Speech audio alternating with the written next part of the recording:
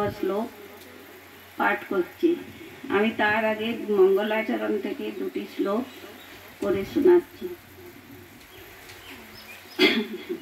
সর্বপনিষদো গাবো দগ্ধা গোপাল নন্দন পার্থবস্য সুধীর ভোক্তা দুগ্ধং গীতামৃতং মহৎ মূকং করতি বাচালং পঙ্গুং লঙ্ঘয়তে গিরিং যৎ কৃপা তমহং বন্দে পরমানন্দ মাধবম। কট্টমল লবণাৎ কৃষ্ণ তীক্ষ্ণ রুক্ষ্ম বিদায়হীন আহার রাজসশ্রেষ্ঠা দুঃখ শোকাময় প্রদাহ। যে সমস্ত আহার, এর আগে 8 নম্বর শ্লোকে সাত্বিক আহারের কথা বলা হয়েছে এবং এই 9 নম্বর শ্লোকে রাজসিক, 10 নম্বর তামসিক আহারের কথা ভগবান বলেছেন।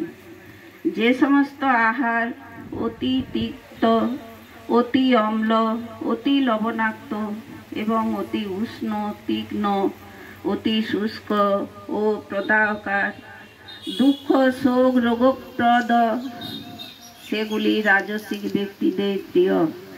জাত জামঙ্গত রসং পুতি পর্যুষিতাং চ যৎ উচ্ছিষ্টমপি চামেধ্যং ভোজনং তামস প্রিয়ম। আহারের অনেক আগে রান্না করা খাদ্য, যা নীরস, দুর্গন্ধযুক্ত, বাসি, পচা এবং অন্যের উচ্ছিষ্ট, সেই সকল খাদ্য তামসিক লোকদের প্রিয়। ভগবান এখানে 3 রকম লোকের গুণের সাথে 3 রকম খাদ্যের আহারের বর্ণনা করেছেন। যারা সাত্বিক ভাবাপন্ন, তাদের কাছে যেমন সাত্বিক খাবার পছন্দ, আয়ু বর্ধন করা, মনকে পবিত্র করা, শরীরে শক্তি দান করা, সেটি হচ্ছে তার একমাত্র উদ্দেশ্য। পুরাকালে মুনি ঋষিরা বলদায়ক, আয়ুবর্ধক সমস্ত খাদ্যদ্রব্য নির্বাচন করে গেছেন। দুধের থেকে উৎপন্ন তৈরি শর্করা, অন্ন, গম ইত্যাদি সাত্বিক আহারের মধ্যে। রাজসিক খাদ্য হচ্ছে তিক্ত, অতিরিক্ত, শুকনো লঙ্কা মিশ্রিত, যার ফলে উদরে কফ উৎপন্ন হয়ে শ্লেষ্মা প্রদান করে, অবশেষে রোগ দেখা দেয়।